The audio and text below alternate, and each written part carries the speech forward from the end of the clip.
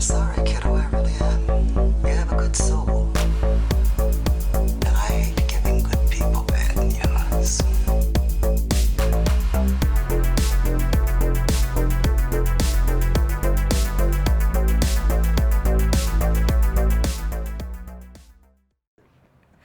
He's Tony. I'm Mike. Today, we're here to review 1991's Do or Die. I have hired 6 teams of assassins. You are their quarry. That Morita stars as Kane, an international crime lord with a score to settle. Nothing to it. Right. Starring Erik Estrada, Donna Spear, Roberta Vasquez, Bruce Penhall, and Pat Morita as Kane. Do or die. Get the job done. Andy Sidaris is infamous for his films. Yes. They all have common themes throughout them. It always involves 2 secret agents that happen to be very busty, in a lot of cases, former Playboy playmates. Yep. And then has-been TV and movie stars. In this case, Pat Morita and Erik Estrada. Mike, tell us about the plot. So, our 2 main starlets from Lethal, the secret organization Lethal, are at this sweet luau, watching some, luau shit. They get summoned away, and they get caught by Pat Morita, or Kane as he's called in this movie. And Pat Morita is getting tired of them messing up his criminal... Yes, his criminal organization. Yeah. I know you 2 are government agents. You have caused my organization so much misery, grief. I am compelled to kill you. And so he issues a challenge. 6 days, 6 teams. If you can survive, apparently everything will be cool. But if you die, well, you fucking die. I am a sportsman, a hunter. I enjoy a good challenge. How about you? Can't get enough of a good challenge. That's what I live for. And from there, guns, bombs, shenanigans, boobies ensue. That's going to be a very tall graphic.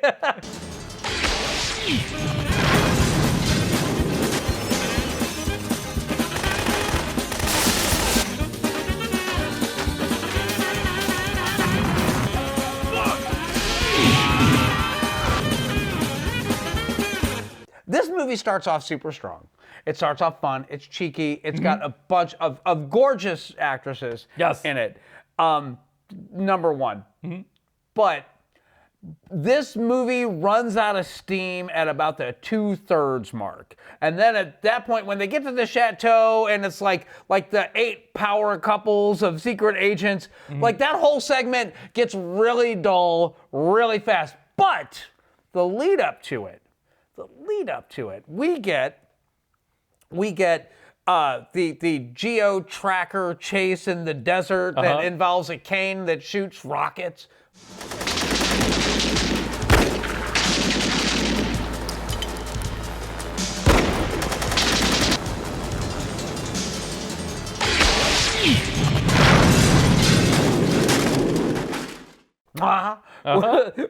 We get the air show and the Baja buggy that Erik Estrada shows up and blows up because he's Erik Estrada and you're not, and the punch has still got it.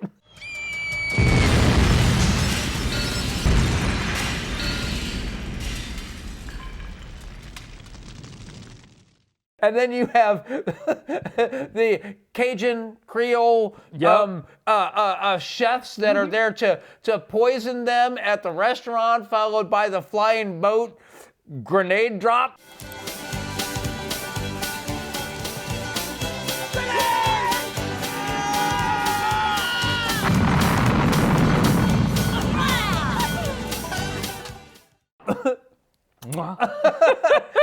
It's all gold up until that point where the whole team gets together and then they go to this house and then they proceed to lose all momentum and bore us to tears with some of the saddest sex scenes that I've ever watched in my life. So bad. They're so bad. I've never been so excited, but yet so sad at the same time to see Ponch on screen, especially his love scene is it's so sad.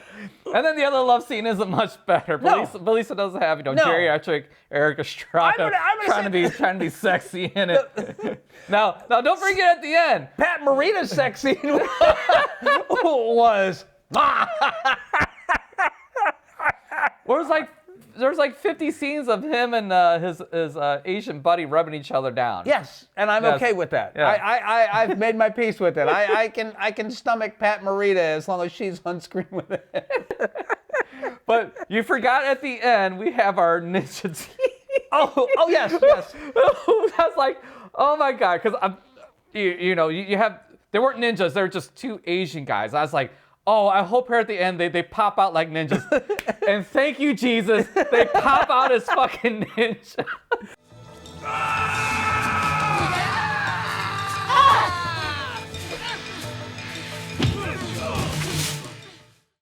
One drops out of a tree and one pops out of the leaves, and I laughed my ass off at that moment.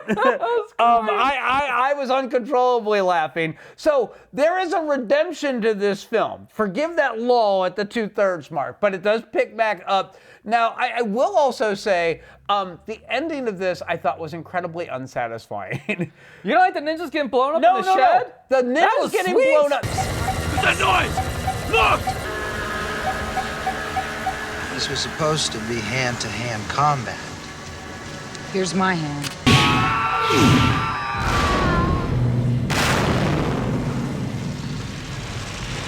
The ninjas getting blown up was perfect. But when you find out that the hot Asian chick is actually one of the members of the lethal team and that she is there to put a tracker on Pat Morita and that they're going to not capture him or arrest him, they're just going to keep an eye on his criminal organization. That way they can thwart him at every turn. It's just kind of like, oh. We start fresh tomorrow and try to nail Kane, right? We know where he is now. We traced him through a satellite phone transmission.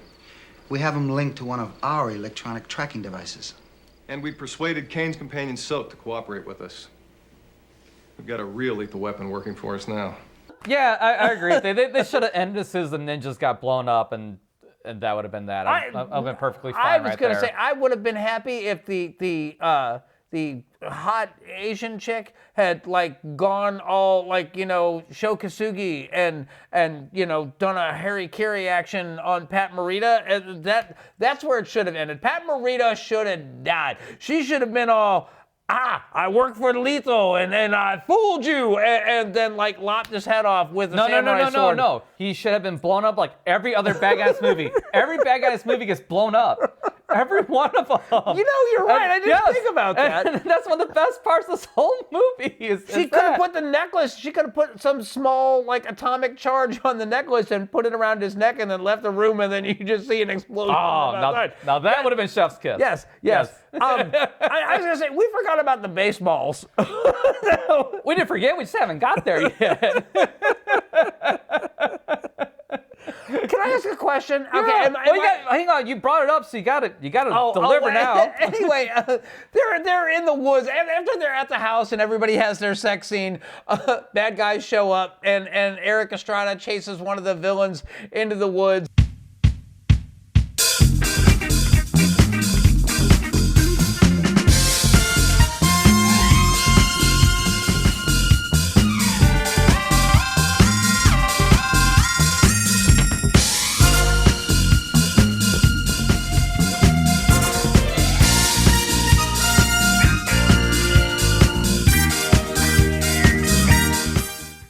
Who's got a machine gun, and Erik Estrada is throwing baseballs at him to get him to go behind a tree. Apparently, Poncherello has a hell of a fastball.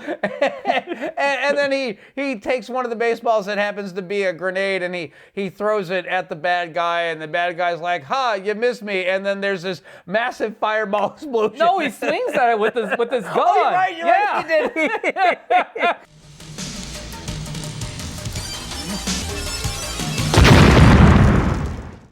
This has everything I want in a shit movie. It has a barely serviceable script. It has barely serviceable acting. It has fun action and action scenes that are just silly, mindless, pointless, and plenty of gratuitous nudity. So I was gonna say, like, were the girls that were the agents, were they playmates or? Yes, and actually our lead agent was playmate from, I'll tell you here, October 1985, Cynthia Brimhall. Okay. And then a lot of the other ladies were posed in Playboy, and our Asian lady was an Asian Playboy. Okay, so Japanese Playboy, yeah. Anyway, that makes perfect sense. Yeah. None of them was afraid of it. No, not at all. No, Not at all. There's plenty of gratuitous nudity in the film. Okay, I don't know if I'm having a stroke or what. What the hell happened with the remote control helicopter? Oh, they used it at the end. They blew up the ninjas with it.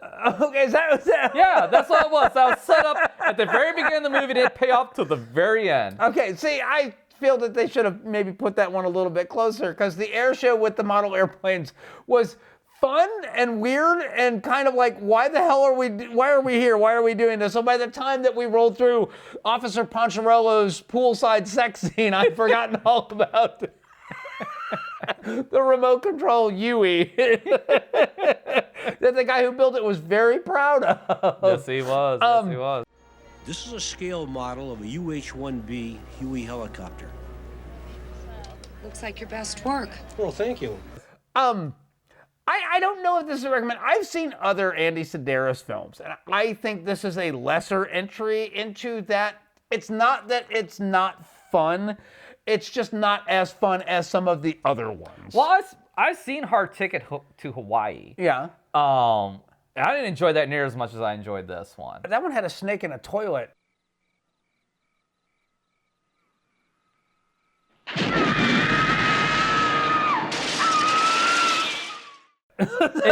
It did, but Snake in a Toilet does not make a good movie. It had unless it's fucking Eric's Revenge. It had Phantom of the Mall, and then it's it had a decapitating frisbee. I don't remember that. It's been so long since I watched it.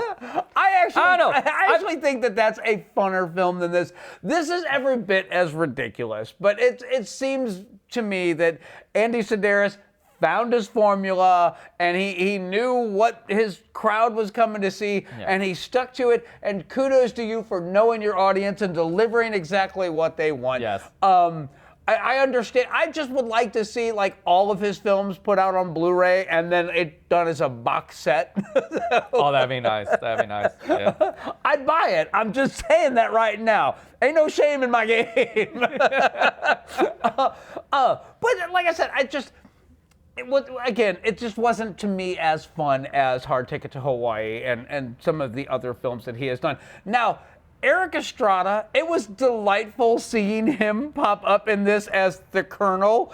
But I'm just going to tell you this, Mr. Estrada, if you're watching, don't try to have sex in a pool. It's bad. It looks great on camera. It's bad in real life. Yeah, it's not fun. Just saying. Yeah, just saying. Yeah, sex in water isn't. No, even in the shower, it kind of sucks. Yeah. So yeah, just Andy, if you're writing your script for your next one, is he still alive? No. Is Erik Estrada still alive? Let's find production assistant.